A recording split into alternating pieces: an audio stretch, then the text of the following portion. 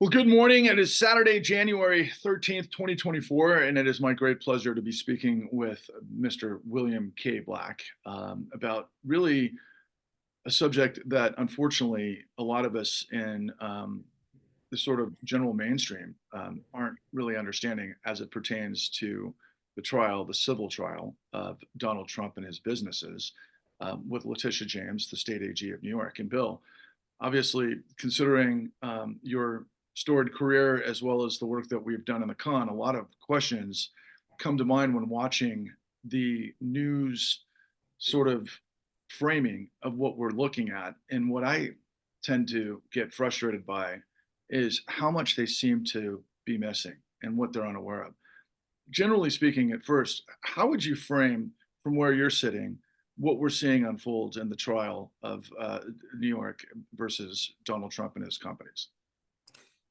So what we're seeing is a demonstration of how much we've forgotten about how to bring these cases, when to bring these cases. This case should have been brought 3 decades ago at least. And it would have been much easier in some ways to bring it, of course. You wouldn't have been dealing with a former president. And so a huge part of the histrionics, where people think that he's being treated unfairly if they're Trump supporters, would be non-existent.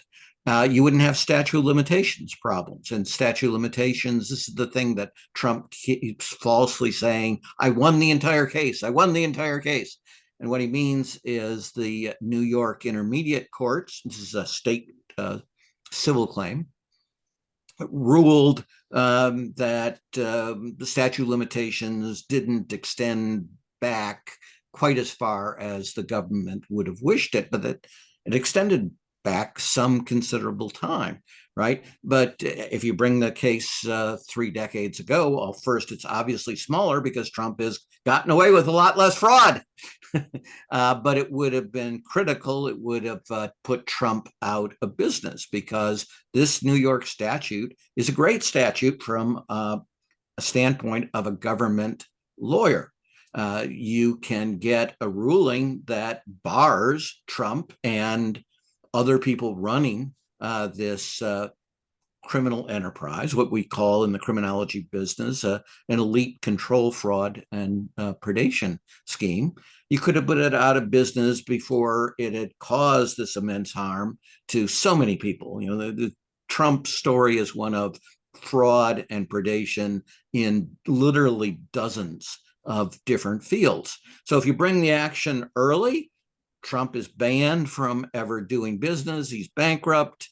And the world is, a vastly better place. So occasionally people tell a little bit of that story, but it's very technical in terms of the statute of limitations, the exact point it kicks in, which, for a, law, a litigator, a recovering litigator like me is fine, but for the general audience, not so much. So they're not focusing on the most important things and how if we had real litigators on the part of the government, particularly in New York 30 years ago, we would have never been in this whole series of disasters that we see now. So that's the big strategic thing that has disappeared. Second thing, in the savings and loan crisis, you get over 1,700 successful elite felony convictions. 1,700, right? And so we know, and those cases were overwhelmingly about the combination of appraisal and accounting fraud. Sound familiar? Exactly what Trump is alleged to have done. And now there's a summary judgment, so it's not just an allegation. And that brings us to the next point. That 1,700 cases, successful cases, were against the best criminal defense lawyers in the world, because America has the best elite white-collar criminal defense lawyers in the world. And our conviction rate was over 90%. The FDIC's conviction rate was 95%. These are criminal cases, which are much, much harder to win because you have to prove beyond a reasonable doubt. In a civil case, all you need is a preponderance of the evidence, that the scales tip ever so small a margin in favor of the government wins. In the criminal case, they have to tip really radically in favor of the government.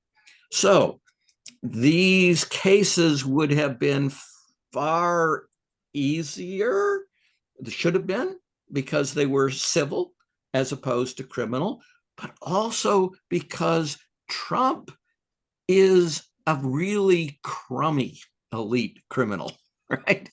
He was taught by Roy Cohn, literally taught by Roy Cohn. And Roy Cohn, and Trump has talked about Roy Cohn being his mentor, his hero, right? Roy Cohn was a completely sleazy lawyer who ends up being disbarred, but after bringing disgrace upon his family, the nation, you name it. And, was heavily involved in the McCarthyism. He was the chief aide that McCarthy used in his campaign of lies and such. So that's where Trump learned. And then what he learned was pit bulls, right? I need a pit bull, and they'll just go and they'll attack whatever, trained pit bull in the sense that they may not be very good at fighting, but they're vicious and they go wherever I point them. And they don't ask, is it ethical for me to do this? Type of thing. So whereas we fought the best criminal defense lawyers in the world in much more difficult terrain, they're fighting a gang of defense lawyers who generously would be D-, right, in terms of ability.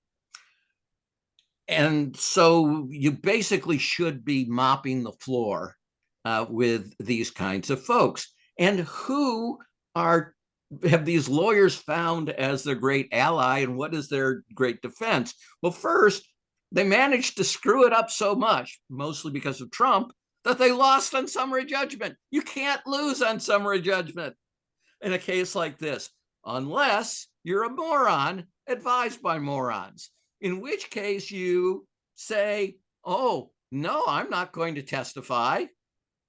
Well, sorry, it's a civil case, not a criminal case. Again, in a criminal case, the norm is the defendant doesn't testify, and the jury is instructed you can't take any adverse inference from them not testifying. And if the prosecution says anything that even hints, hey, why hasn't Trump taken the stand? It's immediate mistrial. And the prosecutor probably gets sanctioned. But this is a civil case. And in a civil case, if you refuse to testify and you take the Fifth Amendment, then the law, not for special for Trump, for everybody, and not new for centuries, has been the jury will be instructed by the judge to take an adverse inference.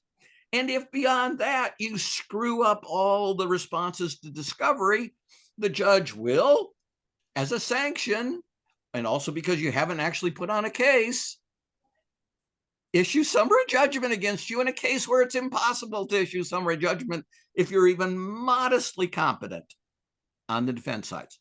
So that's the next huge strategic thing. This is not the A team, folks, we're fighting. People assume that because he's a former president. No, this isn't even the C team. This is literally the D- team. And their experts are the D- team, right?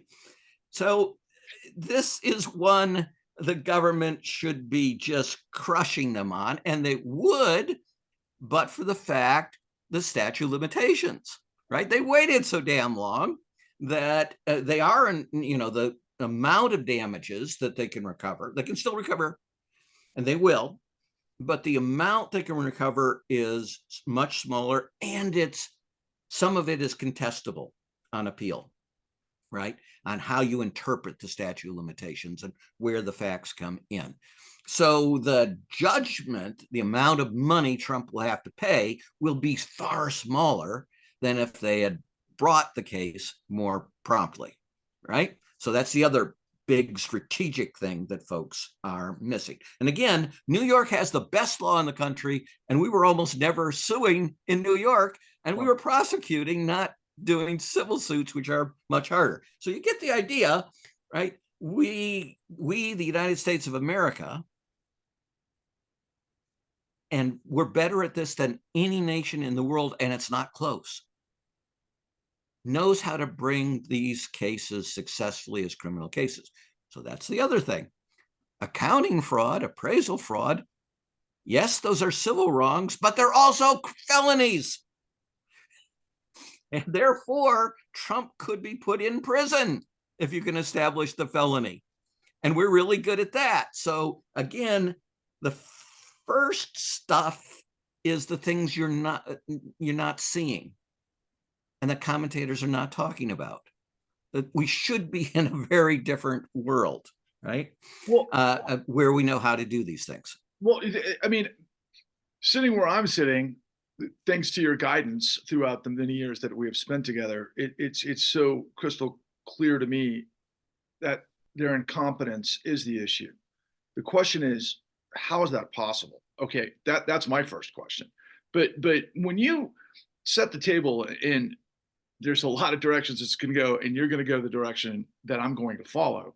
But when we're talking about 30 years ago, particularly during the savings and loan crisis, and we're talking about, and we know the issues that Trump had in New Jersey, with his Taj Mahal casino and many things that were involved with what appeared to be savings and loan like esque sort of financing with Michael Milken and some of these other types of things that were happening at that time. And you fast forward over the course of decades, and then we have the great financial crisis in between, and this lack of knowledge of just really the entirety of the history. But it always seems to come back to, particularly in mainstream primetime coverage of this particular trial, is it's a personality contest, right? Between what Donald Trump says, like you said, it should be a slam dunk, but in the court of public opinion, a couple of things tend to stand out. Is Trump is always saying, well, there should have been a jury trial first and foremost. So can you establish why it was a civil trial? And then I hear commentators frequently say, well, they're not proving any criminal behavior. This is what everybody does. This is the game, is what I continue to hear from some of these analysts. And then the other part of this is that when you mentioned the fines themselves, I'm aware of like a corporate death penalty, for example, and we're hearing about the amount of what Letitia James was requesting, from 250 million to 370 million. So you're talking about, because of the statute of limitations, that number might be smaller. Can you talk about kind of the scope, if you will, of why our mainstream commentators don't have any knowledge? Who is not prepping them of how these cases should go, what we're looking at? They don't seem to have any awareness of history. Okay, so Edwin Sutherland, the professor that created the term white collar crime, in his presidential address, he was the president of the American Society of Sociologists, in 1939, explained the concept while naming the concept, right? And what we explained is, overwhelmingly, elite white collar criminals get away with things because we simply can't see them as criminals, even though what they do is, in fact, not just a violation, but a core violation of a whole series of laws, right? And that fundamental insight of Sutherland remains. So how many white collar criminologists have you seen be interviewed about this case? None. The idea doesn't even enter people's minds. And this is not an evil conspiracy, right? It doesn't matter whether it's Fox or MSNBC or somebody in between. None of them have people who actually study elite white collar criminals, right? But we exist. And we have a really good track record of being successful against these kinds of folks. But if you never conceive of them this way, as criminals, as real criminals, then you don't actually think about criminologists, right? So you bring on prosecutors who've occasionally brought, usually 25 years ago, a case. But who would you say is out there vigorously prosecuting, not just bringing civil cases, prosecuting criminally these kinds of frauds? Well, the district attorney in Atlanta is kind of famous for RICO actions, but that means she's brought 3 of them, in 12 years type of thing. So, size matters in this regard. It isn't enough that, I brought such a case and, it was 24 years ago and such, and we won, so I'm good. Well, yeah, but that doesn't do anything systemically, right? You can win the odd case every 7 years, 8 years, and it's not going to do anything to the mudslide coming down, the side of the volcano, that's going to crush everything in its path. So that's the most fundamental thing that they don't get. But the next part is institutional. Before the 1700 successful prosecutions, how many prosecutions of elite white collar frauds had there been in the savings and loan industry? And the answer was a little less than 1 per year. Wow. Okay. So you had a system in which it wasn't going to happen. Why? Because who's going to tell the prosecutor that there's a fraud? The prosecutors have this tiny, again, the United States has greater resources to take on elite white collar criminals than any nation in the world. And we're fairly close to, if you took the entire EU, the European Union, their white collar specialists, they'd probably be smaller than the United States, right? And we are woefully unprepared. We put almost no, resources compared to the scale of the problem. And since 9/11, where we took our very best elite white collar investigators from the FBI and transferred them to anti-terrorism, to follow the money, as the movies say, which is, by the way, the actual phrase they use in the real biz in law enforcement. Our capacity is now down roughly 1/3 just from that transfer. The transfer wasn't a full 1/3 of agents, but they took the absolute best folks at following the money, and disproportionately that causes an enormous drop in capacity. But that isn't the biggest one. There'd never been any significant number of criminal cases because these frauds are brought by, run by the CEO. I don't care what their title is, whatever the person is that actually controls. So I'm going to call him CEO for short, right? Like Donald Trump, like Charles Keating, even though he was never had a title. He was never an officer of Lincoln Savings, but he controlled it utterly and looted it. Okay, so how is, obviously the victim, Trump Enterprises, Lincoln Savings, is never going to make a criminal referral against Donald Trump or Charles Keating, right? That would be insane to think that that would happen. So what can you do? Well, whistleblowers are one. And And the second is, if the field is regulated, the regulators could have a system of making criminal referrals to get it to the attention. And then they could push like all get out to embarrass the FBI and the Justice Department into actually bringing those cases. With the And media, that would do their job as well, though, however, which is that's right. key ingredient. That's right. And when you institutionalize that, you go from fewer than one prosecution per year to in the range of 300 felony prosecutions per year. And the one you used to bring was against random folks, often teeny tiny. And the ones you bring once you have the criminal referral system is you also hyper prioritize the cases and go after the most damaging, the most elite folks. So it isn't a 300 to 1 increase. It's more like 3,000 to 1 in terms of elite folks.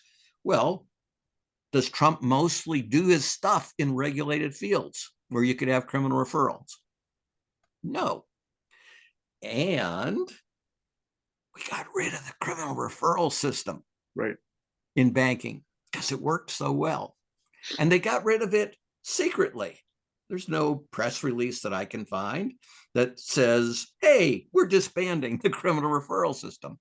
And when the great financial crisis came, the top FBI training guy, U.S. attorney training guy to bring fraud cases out of the great financial crisis responded to something I wrote and said, well, what Black is saying doesn't make any sense. The savings and loan or bank loses money when the CEO loots. Why would they loot themselves? No, the CEO loots the bank. They're not the same people. And what's the chance that the bank that the CEO utterly controls and is looting is going to make a criminal referral against the CEO? That's easy. That's zero. And who's that leave? Whistleblowers. What was the record of whistleblowers being listened to in the great financial crisis and bringing cases, which were brought to them by whistleblowers on platinum platters? Zero elite prosecutions. So we've given up. The US has these massive advantages that were immensely successful. The UK typically prosecutes successfully zero elite CEOs in every year, right? And the US was doing, between us and the FDIC, 500 elites per year just in 2 industries, right? So we know how to succeed, and we choose not to succeed, even though, and as the Trump case shows it, we would make an immense amount of money recouping the fraud gains, right? But that would be for a government of, by, and for the people versus the way we have it currently configured. Right, but it's a win-win-win-win-win for everybody honest, right? Yeah, and for the system. Because honest folks, how are you going to compete with a Donald Trump who cheats both ways, who inflates the values to borrow money more cheaply, and then deflates the value when it comes to taxes? So you have to pay more taxes because you're honest, and he gains a huge competitive advantage. And in economics and criminology, that's called a Gresham's dynamic. And that's when bad ethics drives good ethics out of the marketplace if you gain a competitive advantage by cheating. And that's what Donald Trump has done for 40 years. But that's where I want to hit the rewind real quick on my initial question, because that's incredibly important. And again, when you consider the systemic sort of erasure of our potential to be able to bring the criminal referral process throughout this whole thing, what the revelation is to me, which I've known for some time, obviously, is that's the point. But going back to my initial question, though, so can you configure, or can you just make clear, I'll ask it and let you answer instead of give you a compound question. there has been a lot of scuttlebutt, particularly in media, with these anchors who have no idea what they're talking about. Why Letitia James brought a civil case versus a racketeering case against Trump Enterprises? They waited so long that to get anything done at all quickly, this was the quick hitter, and they have much more higher chance of losing a criminal case because the burden of proof is so much higher. So they're figuring, I've got this New York statute, which is better than any state statute in bringing these kinds of cases, which again tells you they should have been bringing these kind of cases 30 years earlier. I'll do that because that's the best strategic setting that I'm in that maximizes my chance of winning, and I can get a really big award. And under the New York statute, I can say you can't do business in New York. Which is the point, right? That's the point. And ultimately, because that, in the paradigm of everything else that's happening with DOJ and obviously, all of the other cases, the racketeering case down in Georgia and so forth, it makes the point, and that the important point is to eject Trump from the state of New York. Obviously, he twists and turns that every which way to Sunday. But what they continue to also miss is that, Trump and his organization, meaning his children, when putting together their documents for, I guess, being considered for the loans, and I suspect specifically with the special unit of Deutsche Bank, that included, of course, Ivanka and then Don Jr. and so forth, that they're always talking about the inflated square footage of just the penthouse unit. Not to mention, they never go into anything about all of the rest of the Trump, buildings and so forth, because I could just extrapolate, wait a second, if he's willing to increase the square footage of a penthouse, triple the size of it that anybody could have checked, that's the first red flag. But it kind of ends there, because what they're revealing, or what they're trying to frame, is that Trump basically defrauded the bank, right? That there's no. Right. So this brings in why our elite control fraud, where the person who controls a seemingly legitimate, emphasis on the word seemingly, they're obviously not legitimate. They're actually organized crime efforts by any normal definition of the English words, but we don't call them that, right? So let me first back up and finish the answer on your criminal point. Okay. This is absolutely the norm. States rarely bring criminal actions against elite white-collar defendants.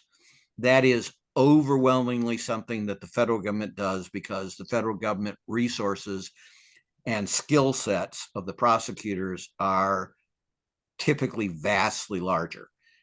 And just 30 seconds to bring us back to the great financial crisis, that was the obscenity, that the federal government got out of the business, and that the only folks chasing the crooks, and they did mostly civil and administrative stuff because their resources were so limited, and the resources were, I'm referring to the state attorney generals, were so limited despite the fact that they formed a 50 unit, they drew on 50 different jurisdictions, 49 states in the District of Columbia, to investigate and bring these cases. And even then, they could only bring one major case about every 3 years, type of thing. So they did yeoman service with the federal government, not only not prosecuting, but in particularly the Office of the Comptroller of the Currency, expressly trying to screw up the state's ability to protect us by bringing civil actions against these elite predators. Okay, so there's that. I want to talk about predatory networks, because this is the real key to this seemingly legitimate entity, is you get to form these vast predatory networks, right? And what in the property sphere, they always involve appraisers and accountants. So that brings us to Trump's experts in this case, and how the closing arguments by Trump attorneys, and then how not just mainstream media, but all media responded in their coverage to this, right? So the standard nonsense is, well, a prestigious audit firm would never give a clean accounting opinion to a fraud because it would harm their reputation. But they're not focusing on the right person, the audit partner. The audit partner gains like crazy from this. The audit firm, maybe not so much, might even lose a lot. But the audit firm doesn't really make decisions because a corporation is a legal fiction. People make decisions, people who are self-interested. Some of them are sleazy. If they are, they will love to give clean opinions. And then PR experts, lawyers, think of all the folks that go into these predatory networks in the great financial crisis, literal battalions, regiments of loan brokers, unleashed upon the public. But one of the things you do as part of this predatory network is get ready to defend against any case. And that brings us to Dr. Bartov. Dr. Bartov is from the Stern School of Business at NYU. The Stern School is noted for very conservative economics. Even the people who are purported to be Democrats, they're very conservative, very laissez-faire, very pro-business. And Judge Engoron said Dr. Bartov lost all credibility by saying everything was great. Bartov didn't just say everything was great. He said there was zero evidence of fraud. Zero. There was no possible that he would have given an A to their financial disclosures if he were grading. By the way, you never grade somebody's thing, so this is like complete nonsense. And then he couldn't be influenced by the fact that they paid him $800,000+ to do this, because that was just his regular fee. Yes, that's the point.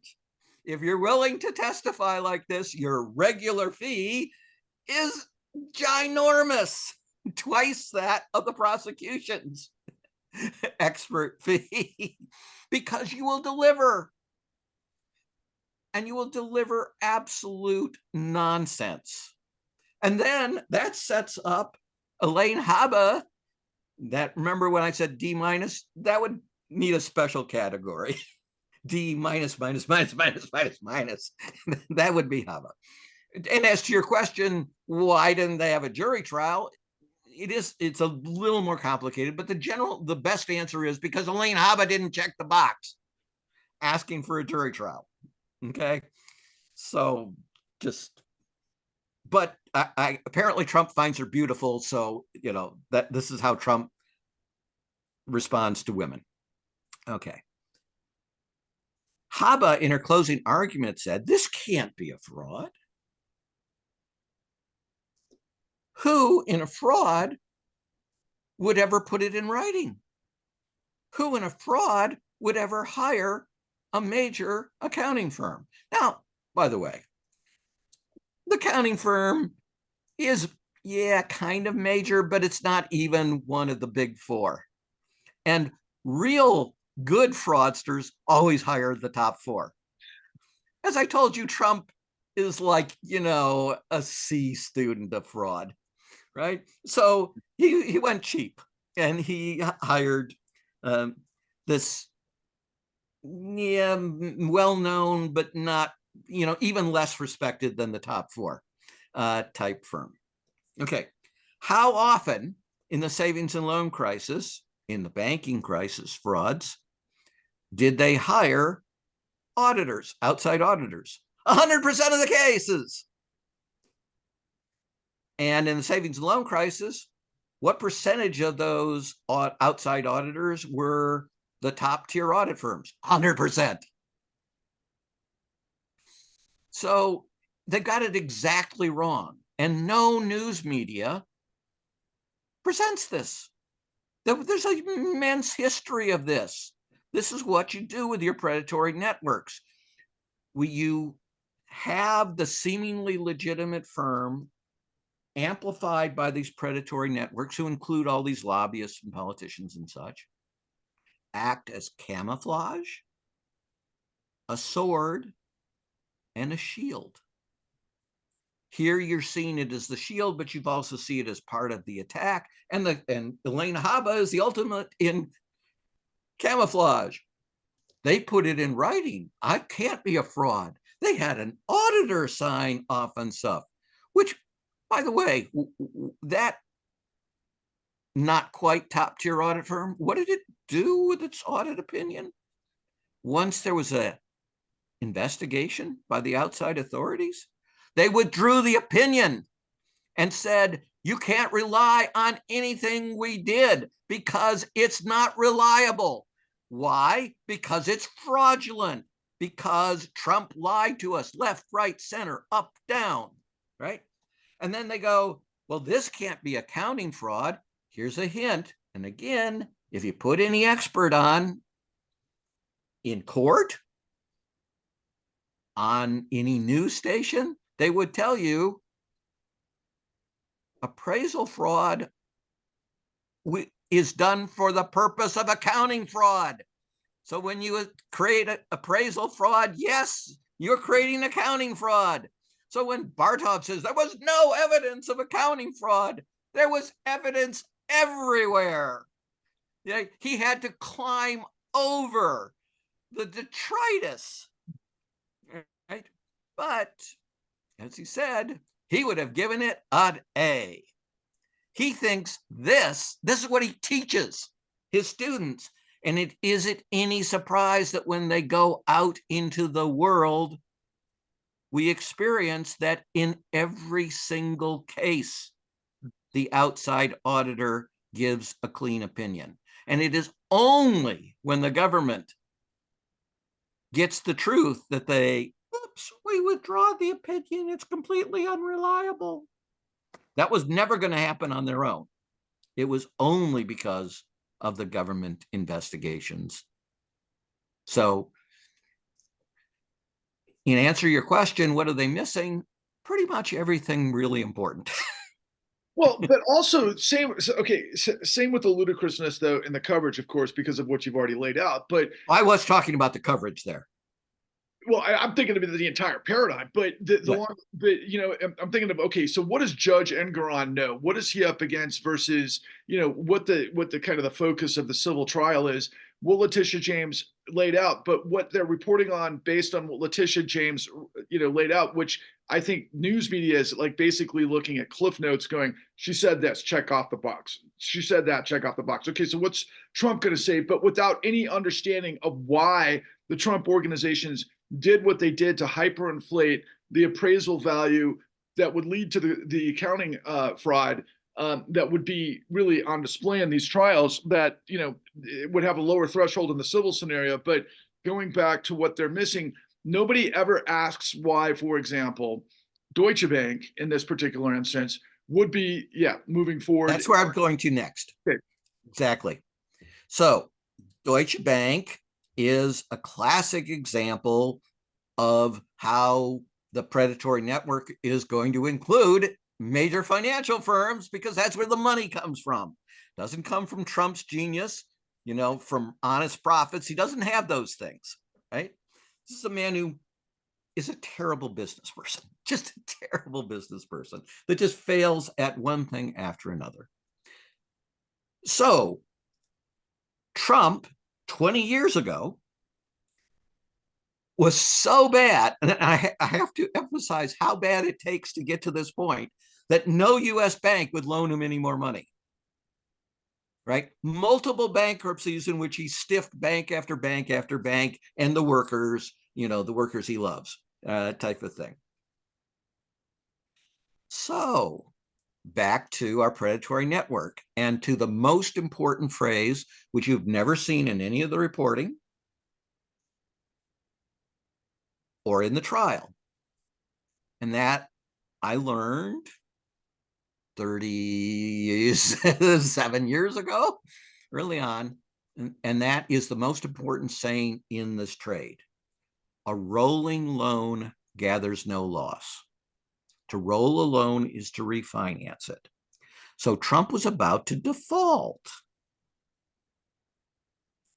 because he wasn't profitable. If you're profitable, you repay the loan out of the profits. If you're unprofitable, you got to get a loan to pay the loan. But you're cut off entirely in the US. So who are you going to call? The Ghostbusters in this world is the sleaziest major bank in the world. Step forward, Deutsche Bank. And I mean sleazy in scores of ways. They go from fraud to scam to fraud to scam, and they're absolutely notorious. So guess what? Trump goes to them.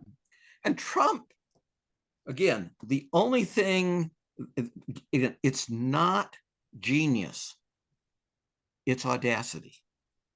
And people haven't done that in the coverage. So what does Trump do when he goes to Europe and gets money and can't repay it? He sues the lender. Wait a minute. When I default and don't repay the lender's supposed to sue me. But this is the audacity.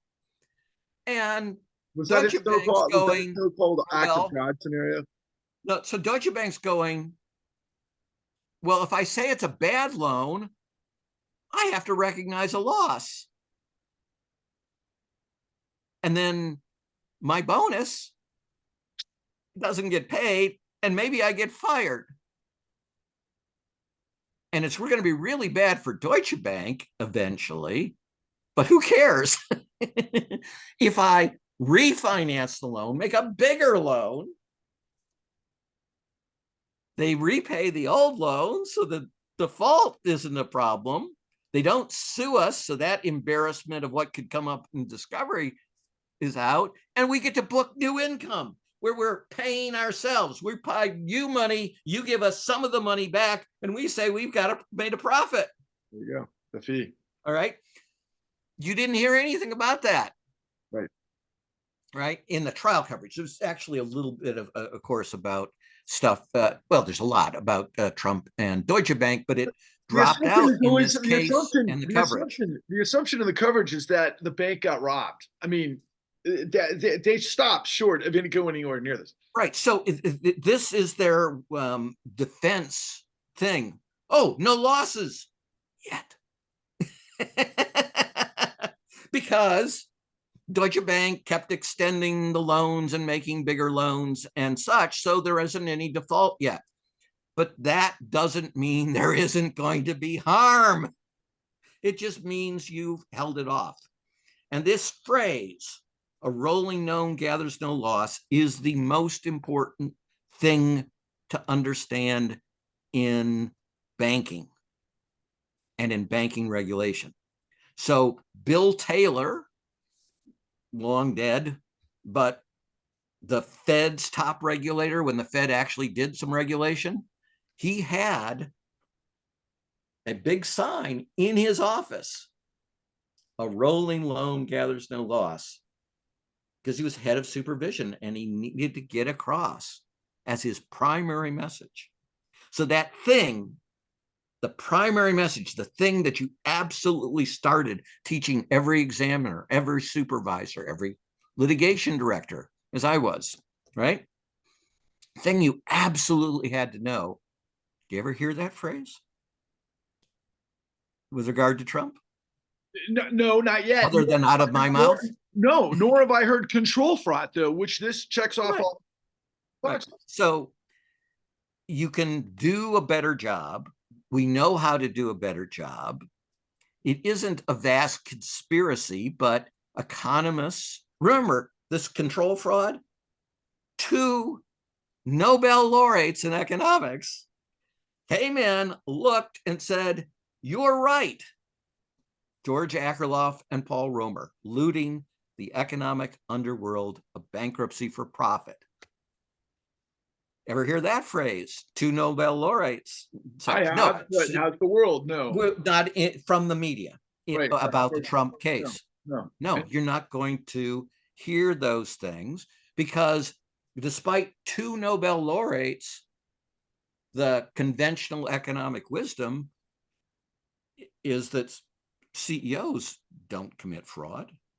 Right. The famous phrase is, we don't even need to make fraud illegal. The markets will just automatically eliminate any material fraud. Now, all of this is nonsense, but all of this is the premise of Dr. Bartov. But they didn't examine the premise, and they didn't rip Deutsche Bank to shreds and explain the entire concept of a rolling loan gathers no loss. Absolutely, like they're a non-entity. So let's just imagine for a second that everybody was coming to you, Bill, from the very outset of this trial, asking for your. To me, is it possible? Like you said, there's no grand conspiracy, but it's a confederacy of dunces, right? It's like you know what you know, you don't know what you don't know. The asymmetric information of what we're revealing to those that are going to be engaged with this. But when you don't see the big picture, particularly if you're media, and you make it about personalities, and it's a show trial, right? All of these things eventually become a show trial. It reminds me of, the wonderful play on Broadway and then subsequent film Chicago, Razzle Dazzle 'em and all of these other things. What we're revealing is just simply the formula, the nature of how this machine works and to what end that everybody is missing. So in a sort of an abbreviated way, Bill, what do the people need to hear outside of what they've already heard in an abbreviated fashion to where we can fully just go, what should, I guess what I'm asking is, what do you think should happen to Trump, given what we know hasn't happened in this particular case? Well, he should be, I mean, he's committed so many crimes, he should be prosecuted as a priority in the federal cases on those crimes. This Trump's argument that he has total immunity, that he can literally murder his political opponents and threaten to murder the members of the House to make sure he isn't impeached, murder anyone who begins an impeachment. That's absurd. That's going to lose even with this Supreme Court. We'll see whether the U.S. Supreme Court wants a democracy to survive. That's really the huge question now, because they're going to win. They're going to win the prosecution cases. Are incredibly strong. The two federal criminal cases are incredibly strong, and you can see that there are many more criminal cases that you could bring. But if Trump wins the election, the Justice Department, under his control, will order the dismissal of all prosecutions, and if they're still in the appellate stage, he will become just what he wanted, a dictator. Well, you went a lot broader than I was intending with that question. I was focusing specifically on the civil fraud trial that we're seeing that he had closing arguments on Friday. And ultimately, given what we know, and I guess if you could just comment also just on his children in the apparatus, what does America and obviously those covering this need to hear from Bill Black to understand what we're looking at and what Engoron is going to consider and what should be the outcome? Because if Letitia James wins, to what degree? What is the corporate death penalty? What is the number? Because justice would be that we recognize the Trump enterprises for the fraud that they are, and see that he should have his licenses completely nixed, right?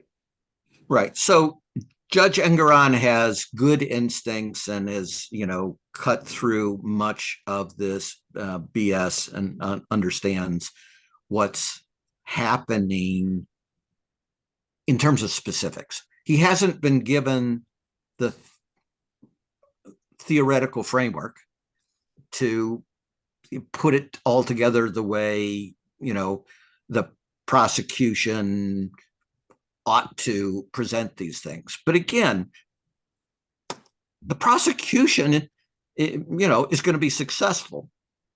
And that's really difficult, as I emphasize, for a state. So what, again, we're really seeing right. is the failure of the federal government to bring a bigger, more sophisticated prosecution 30 years ago. And then none of us never even know it happens because it's a fraud case, a criminal and civil fraud case against a minor, jerk that inherited a bunch of money and was an obvious crook. No great skills. So it's that thing that should have been done. It can't be done at this point. So you can hardly criticize this. I mean, you can, but it's kind of silly to make the emphasis on criticizing the state, which has far fewer resources and far less experienced folks to do these things. Would be nice if the people bringing the case actually read about elite white collar crime, type of thing, and drew on past successes, but it doesn't happen very much. So again, the focus should be at the U.S. Department of Justice. Why did the U.S. Department of Justice not bring? So in particular, why did it take so long to appoint the special counsel? Imagine how different the world would have been if the special counsel had been appointed promptly upon the new administration coming to power. We wouldn't be up against the election, right? The facts that would have come out in the trial would have come out a year and a half ago, maybe a year ago, and they would be absolutely devastating. So it's those dogs that didn't bark or didn't bark on time that are tragedies, right? It's a failure in every direction, which is hence what we're trying to achieve, because we have to be able to get the message to the masses of what actually used to work in a way that we have the capacity to do. And the emphasis has to be on this awareness, this knowledge of how the federal government has to rein in the white collar criminal enterprise that has run amok and has gotten worse since you have. Go ahead. Yeah, I don't think it's a failure in every direction. I think Jack Smith's strategic and tactical calls have been first rate. But he couldn't start until he was appointed special counsel. Right. And the Attorney General of the United States of America refused to appoint a special counsel. And, this guy was a big hero to Democrats, not because he was partisan, but because he's, so restrained. Yeah, okay, but and a prosecutor should be restrained, but a prosecutor, he or she, also should be prompt, vigorous, valiant when the nation is put at such enormous risk and harm. And he was just the wrong person in the wrong position at the wrong time. And so Jack Smith couldn't get out of the blocks because he had no authority to do these things. But afterwards, Jack Smith could bring much broader charges. But strategically, he's decided not to do that. And I think from the outside, those strategic judgments are dead on correct, is what it looks like to me. Now, none of us can know because we're not inside, but I understand why he brings the cases. And I even understand why he brought the case in Florida. And of course, then the nation had something that may be so tragic that it turns out to destroy democracy, and that is Judge Cannon getting assigned the case. But I understand why that case was brought where it was, and I think if Jack Smith had brought it in D.C., which is Washington, D.C., which is the other place he potentially could have brought it, it would have been a huge fight that the odds are he would have lost. So I think he did the right thing. I think he played it straight. And I think you need to play it straight. Well, you want, again, a little broader than I was asking, but it's so interesting from this perspective because you just checked off a lot of boxes of what we've covered in our work, particularly that I always, find myself projecting onto this grand scenario with Trump, right? Because, just loosely, we've seen that in the Fonnie Willis case, you've got the racketeering, case that involves documentation fraud with the elector scheme is one angle of this, and then you have, of course, Giuliani's, racketeering scenario with all of the, of course, like I said, elector, I guess, cohorts. That's the first thing. But stemming from what we heard from the J6 insurrection investigation, the sort of shortcut was Donald Trump defrauded the United States. So using racketeering and documentation fraud, and now we're seeing that, later we saw the criminal fraud exception with his attorneys that were lying in court with the Jack Smith case, and then ultimately this question about Judge Eileen Cannon. I see all of these different pieces of what ultimately we revealed in our work versus what Wall Street actually did. So we've got the federal government demonstrating that Donald Trump is sort of an expression of everything that the country can't see the forest for the trees of our larger financial system that's been doing for now decades. Yeah, so let me talk briefly about the crime fraud exception, Okay. Which you quite correctly brought up. I'm not aware of a major white collar crime case prosecution where the prosecutors have more successfully invoked the crime fraud exception against an elite control fraud. In other words, when you're doing organized crime cases, where, classic cliche names end in vowels, type stuff. Yeah, there have been a number of successes because you got the lawyer on tape, aiding a crime. They had that occasionally because these are D- morons in Trump's network where they put stuff on tape.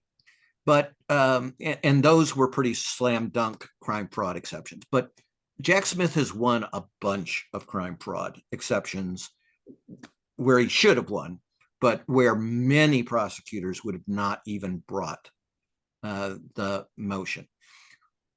We rarely invoked it in the savings and loan debacle, but when we did, it was immensely successful as well. But our success is like this, and Jack Smith's is, this gigantic success. And it demonstrates how appropriately aggressive and competent they've been in getting over that huge hurdle that we started with. The refusal to see elite white-collar criminals as criminals, and the refusal to see predatory networks that you go, oh my God, they got a top audit firm. In this case, an almost top audit firm. So he must be a great guy, right? Or he hired these top law firm. Charles Keating had over 100 law firms on retainer, right? It's super simple to get a top tier audit firm or a top law firm. And indeed, that's the craziness of Trump. He can't get a top law firm to represent him anymore. because saying no, everybody realizes it isn't just he's a crook. He will demand that we facilitate his crimes. Right. And it will be exposed by Jack Smith on a crime fraud motion. Right. And then, our reputational loss will be staggering in that regard. So that's why they get these, C- to D- team lawyers on these cases. And they can only serve if they agree essentially to prostitute themselves, to stand by and let them violate rules left, right, and center, to attack the judge's law clerk. Yeah. And claim that because she was in a picture with a legislator, she must be having a sexual affair with them. I mean, with zero basis, and then doxing them and getting these people swatted. And of course, now sending his lawyers into court and saying he has as president, he could kill any of us. Sure. Well, or more to the point, he could order experts like SEAL Team 6 to kill any of us covertly. But that's the cause and effect, because there's a network, there's a predatory, fraudulent, sociopathic now online network facilitated, for example, by the richest guy in the world, with now nodes of everything from Tucker Carlson to Alex Jones to, Glenn Greenwald and all of these other make-believe journalists that echo the same audacity that leads to things like, and I saw this in the mainstream coverage the other day, and I thought to myself, oh my God, you've got to be kidding me. So Judge Engoron, obviously there was a bomb threat against him, but based on all the things that you were talking about with the clerk, but this apparently is happening to Jack Smith. This is probably happening to Kwani Willis. This is probably happening to Alvin Bragg.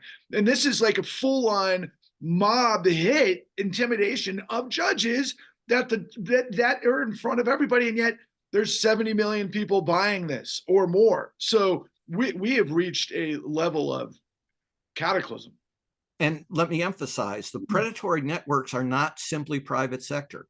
You always try to recruit public sector folks as well if you're running an elite predatory network. Sure. And you get things like Donald Trump mocking, and I think he's 86-year-old man, attacked in his own home with a hammer to the skull that nearly killed him. Sure. And the response of the former president of the United States is to make fun of the victim. So yeah, these are, and so this is the other thing they could have brought in, which white collar criminology brings in, and that's psychology. There's something called the dark tetrad. And Trump is absolutely classic. So the dark tetrad is psychopathy, Machiavellian behavior, extraordinary narcissism, but also this really defining element that separates it from the dark triad is people who love to hurt other people, sadists. And Trump is just an absolute classic example of the dark tetrad. And those folks are the most dangerous people in the world. And if you put them in positions of authority, they will kill people. And they will delight in killing their opponents. Well, it's not like we haven't seen this before in history. And my, short-term phrase, my shortcut phrase is corruption births and fuels fascism. That's on display every which way to Sunday. And so, Bill, let's consider closing comments here, because I've known from the very beginning of connecting with you, and what we tend to be, walking in this crazy maze, and and walls, and people can't see the forest for the trees, because particularly in media, even though we had it at the time where you were successful in educating journalists around the country to be able to provide the information on what was happening to embarrass the Justice Department and newspapers around the country, what we've seen is this absolute decimation of critical thinking, especially as it relates to investigative journalism. And so you kind of think about, you had a key vector of the nature of whistleblowers in context to this whole thing. And if I'm a whistleblower looking at who wins and loses over the course of the last 10, 15 years, I'm thinking to myself, is it worth sacrificing my career and my family when I looked at everybody is incentivized and rewarded for this dark tetron that you're talking about? I mean, Bill, I don't want to put words in your mouth, but it seems like if you don't become a source of information to the masses, I don't know how we rectify this situation. Well, to make it, some degree of good news, we know how to succeed. We are blessed with more whistleblowers than the rest of the world combined. It's something in the American, and it's very rare, but compared to everywhere else in the world, it's also much more abundant. So that whole thing from the Society of Friends, Quakers, speaking truth to power, America has a number of those folks. That's what they want to shut up. Now, if they get back in power, they will literally kill people, and they'll use the government to bankrupt, the news media that they oppose. And definitely in the modern era, these faux media things are part of the predatory network, right? OAN and things like that. These are just pure predators and out to aid predators, but they don't have to win. But And resources, Bill, they've got incredible networks and huge resources funding this. Absolutely, they do. And they have the tacit support of a whole gamut of crazy billionaires in our modern era, right? Starting with Musk, but many, many folks beyond Musk, where even if they know, well, indeed, because they know Trump is a D minus, type folks, they seek to manipulate him. They don't always succeed. He does enough things, and eventually he would turn on, all kinds of allies and kill them or just, bankrupt them as well. And he takes glory, that again, that's the sadism part, in harming people. But back to it. We've got better laws still than any country in the world for prosecuting elite white collar criminals. Now, Supreme Court's going to end that. We've been focusing, the media has been focusing on, understandably, things like abortion in the Supreme Court ruling. But the Supreme Court is going to destroy the ability of people like me years ago as agency litigation directors. They'll remove the ability to succeed. Wow. That is a priority matter with them. They're going to dramatically reduce the ability to prosecute elite white collar criminals, and they will continue their practice, which is now extended for 25 years or more, of making it almost impossible to convict elite politicians of corruption unless they are D minus minus minus stupid in how they do it, which, there is a Democratic senator who probably has reached that level. But that's the point. You have to be not only corrupt, but enormously stupid in how you run your corruption to have any risk of being prosecuted in the modern era. And the Supreme Court is going to further weaken our ability to prosecute elite corrupt officials. So that is coming down the road, and some lawyers are talking about it, but that is not part of the national media story. Obviously, for reasons of the right, that they want that. But the left seems only able to focus on, the thing that's hottest to drive ratings that week. It's incredible. When I consider, by the way, the likes of Marjorie Taylor Greene or George Santos or, Kevin McCarthy or, Lauren Boebert and so on and so forth. You know what I was constantly reminded of, based on what you just said in terms of billionaires manipulating Trump and so forth through this tetrad and everything else? They're the burger flippers in Congress. It's like get elected the most excruciatingly uh, unintelligent, non-knowledgeable people to serve the red meat to the base, and you control this cultural warfare. Did that ever occur to you when you see these types of people get elected?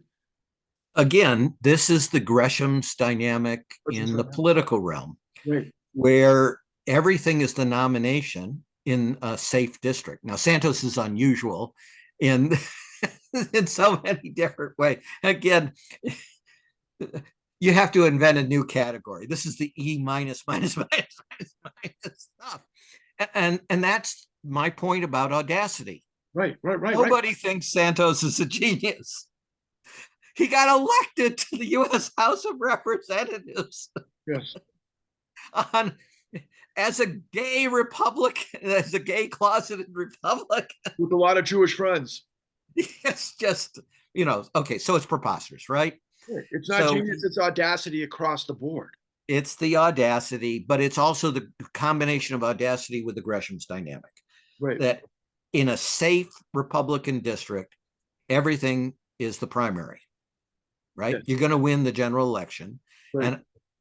And the primary, that's low turnout. So who is most likely to turn out? Sure. The truly crazy folks in one of these districts. Yeah. So you can see them compete in the primary for where they're not virtue signaling, they're stupid signaling, right? Yeah. I'm willing to say anything. Yes. Right? Yes. I'm willing to excuse within our tribe anything. Right? So I'm your vessel. Send me, and I'm you. Right? I sit in my basement or the den drunk half the time, screaming at the television set, type of thing, and hating all the folks that I hate, thinking I should be, some biggie in the world, but I can't get off the couch and actually work and do that, type of stuff. And so that's who not everyone, obviously, but there are 50 of these clowns at least. Right, but the population of those people you just described are growing, and that's the cataclysm. Look, I mean, Donald Trump's model to me has always been lie, deny, switch the blame, and implicate. And then you've got this race to the bottom, like you've always revealed to us, and it's not genius, it's audacity. But there's a formula through Gresham's dynamic and through the predation and the networks and everything else. Bill, you've been around for a long time, and you've taught me it's not necessary to hope, to persevere. But yet, where I'm looking at this darkness is it's literally up to us to be able to break through this madness, to shatter the disillusion. Beautiful, man. To shatter this illusion, because we know that there's more good people. I'm convinced of it. Here's the other key message. There you go. Give me some final thoughts, Bill, on what's at stake compared to what you've seen the whole time and what we've got to do to be able to. Well, what's different now with this fraudster is that it's at stake is our entire democracy, and eventually a civil war, right? Because as you say, the absolute loons have grown, but they're not people that could actually win an election on their own, right? And their resentment is going to grow, right? So Trump is promising magic, wonderful stuff. In fact, he's only modern president that had fewer people employed at the end of his term than when he began. He's terrible, right? He's a terrible businessman. He's terrible in economics. He's terrible at everything, except motivating this group of folks, right? So they're more folks who want democracy to continue. There are more folks that think lying is a bad thing. And that's what fraud is all about. And once you start lying about your business and your politics and your history and such, Trump will lie about anything. He does so routinely, right? Many of the people who support him know he's lying. So ultimately, we need to get to this resentment and we need to get back to truth. Well, one of the best ways to get to truth over time, that would be actually prosecuting elite white-collar criminals before they become president of the United States and getting the truth out about them. And that's not only good for democracy, that's what's essential to let honest business people prevail. If we get into this world of the loony billionaires, their every instinct is to simultaneously say, I'm the hero of the First Amendment and I'm going to ban you. Right. Right. I'm going to censor you. I'm against. And I'm going to sue you using my money and try to bankrupt you. Right. The libertarian myth. Not to mention what they depend on in terms of their ownership and the privatization of the whole. So it's in the long run.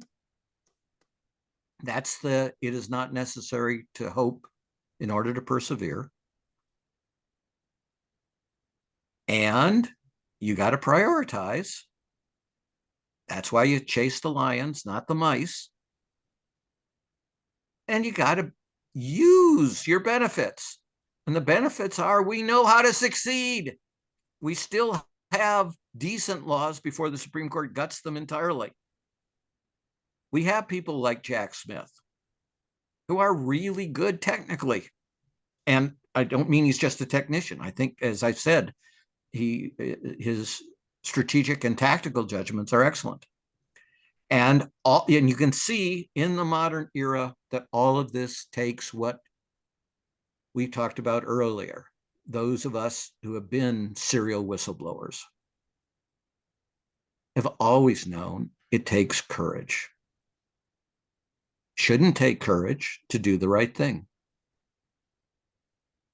But they want to intimidate people. They want to get the 80% of folks who, don't want conflict. Sometimes you need conflict. You want to save the country? You got to get in conflict with the people that are trying to destroy the country and are grifting. And again, here, Trump's biggest single victims are his supporters. He is a complete grifter. He's an obvious grifter. Yeah, you know what I call this in summation, Bill? Nope. The clean New Deal. So I'll end on this. The New Democrats, you knew they were insane when their biggest enemy was the New Deal. Okay? Now, you're talking about Clinton and you're talking about your era and that whole transition. Well, and I'm talking about the current era because New Democrats have been the president of the United States virtually every time the Democrats have been in power in the modern era. That's it. And the point, of course, is, of course, you don't just use 1930 policies, but you can use the 1930 approach that, yes, we need a New Deal. Right? A New Deal for our times. Right. And FDR wouldn't have done the same thing if he was brought back as a 25-year-old today. He wouldn't be reinstituting 1930 policies, but he would be instituting the framework, which is, hey, what if we thought about what was good for the people? Right. What a novel thought. What if we didn't see really powerful folks, really rich folks, as the ones who have some natural right to rule us as somehow superior? I mean, again, Nobody can look at Donald Trump and go, ah, the Ubermensch has arrived, the Superman. Let us all bow down. Right. But to your point, all of that was pro, it was all the domino in many ways outside of everything that created that scenario, that created that time in history, was of course none other than Ferdinand Pecora. Yes. And that is what didn't happen. That's right. After the great financial crisis, where we had the greatest epidemic of elite white collar crime in history, and financially the most damaging in history by far, they refused to actually find the facts the way Pecora did. Which is what we did because of your guidance. Well, that's what the Con production is all about. And that's what we'll continue to do. Bill, thank you for your time this morning. Thank you as always. I give you all the best to you and June and your family, and I look forward to next. Let's all have a better new year. Thank you. Happy New Year. All the best. Okay, very good. Let me just end recording and then we're done.